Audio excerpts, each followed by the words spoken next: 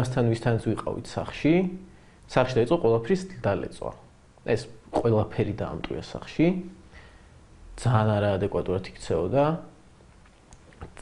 სახში დასდევდა ვიღაცებს მოსაკლავად და რაღაც. ჩვენი რესპონდენტი და მისი ორი მეგობარი ეგრეთ წოდებული ბიონარკოტიკის გასინჯვიდან რამდენიმე საათში რეანიმაციულ განყოფილებაში მოათავსეს. ისინი მეორე დღეს გამოწერეს. 22 წლის ახალგაზრდა კი, რომელსაც ვინაობის გამხელა არ სურს უგონო მდგომარეობაში ხელოვნური სუნთქვის აპარატზე 8 დღის განმავლობაში იყო შეერთებული. თურმე მივიყვანეს საავადმყოფოში, ჩემი ფეხით გადმოვედი საავადმყოფოში შევედი და იქ გავხდი აგრესიული. ექიმს უკბინა ხელზე. მაჩვენა მერე 8 დღის მერე. ამბობს, რომ ბიონარკოტიკის ინტერნეტიდან გამოწერა პრობლემას არ წარმოადგენს. ასევე მარტივად ახერხებენ ექსტაზის შეძენას ეგრეთ წოდებული ბარიგებისგან. მისი შოვნა არც კლუბებში წარმოადგენს სირთულეს, მათ შორის რუსთაველის გამზირზე მდებარე კაფე გალერიშიც. თქვენ როგორ არის ცნობილი, სად შეიძლება ყველაზე ადვილად შოვნა? ინტერნეტში, Skype-ში. კიდე? და რა კლუბებში. და იქ სადაც ბოლოს შემთხვევაც მოხდა, ხო? იქაც.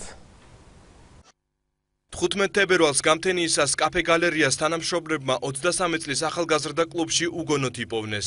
ადგილზე მისულ სასწრაფო დახმარების ექიმებს დავით ცხაკაია გარდაცვლილი დახვდათ. გამოძიების ინფორმაციით ცხაკაია ნარკოტიკული საშუალებების ზედმეტი დოზით გარდაიცვალა. ამ შემთხვევამდე 4 დღით ადრე გავრცელდა ინფორმაცია, რომ კაფე გალერეიდან გამოსული 3 ახალგაზრდა გოგონა, რომლებიც ნარკოტიკული ზემოქმედების ქვეშ იმყოფებოდნენ, პოლიციამ აიყვანა. კაფე გალერეში დღეს ამბობენ, რომ მსგავს ნივთიერებებს მათთან არავინ ასახებს.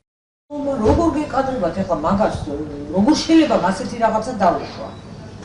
კლუბურ ნარკოტიკსაც უწოდებენ ექსტაზს, რა თვალსაზრისით, რომ მას ძირითადად აი კლუბურ თავშეყრის ადგილებში ხმარობენ.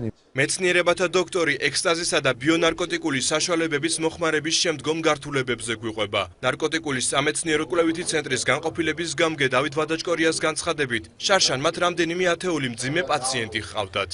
შექმნა მოქმედების ამ ნარკოტიკული მოქმედების გამოვლინებებს ეს დამოკიდებული როგორც პრეპარატის რაობას, დოზაზე, ასევე იმ პიროვნების პიროვნულ და ფსიქიკურ თავისებურებზე, რომელიც ამას მოიხმარს.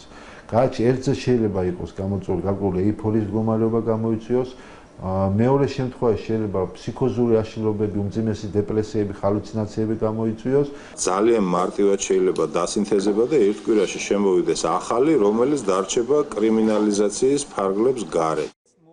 პარლამენტში უკვე ინიცირებულია კანონპროექტი, რომლის შემდეგაც ფსიქოაქტიური ნივთიერებების, მათ შორის ეგრეთ წოდებული ბიონარკოტიკების საქართველოში შემოტანა კიდევ უფრო გართულდება. შინაგან საქმეთა მინისტრის მოადგილის განცხადებით კანონი დაიხვეწება და გამკაცრდება. ვისაც კი გაუჩნდება ამის სურვილი, რომ შემოიტანოს პირველ ეტაპზე, ეს იქნება აკრძალული, მაგრამ 2 თვის შემდეგ უკვე სისხლის სამართლის კოდექსშიც გეგმავთ ცვლილებებს და იქნება დასჯადი. კერძოდ 5 წლით თავისუფლების აღკვეთას დაექვემდებარება აღნიშნული ქმედება. სახელმწიფოს მხრიდან რა უნდა გაკეთდეს, რომ თავიდან იქნეს აცილებული ეს?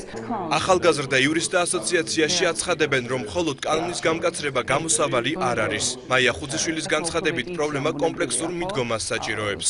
იგივე მაგალითად შეიძლება სარეკლამო რგოლები შეიძლება თუ არა სიტუაცია კანონის გამკაცრების შემდეგ ამას რო გვაჩვენებს. პარლამენტში შინაგან საქმეთა სამინისტროს ინიციატივის განხილვა უახლოეს პერიოდში დაიწყება.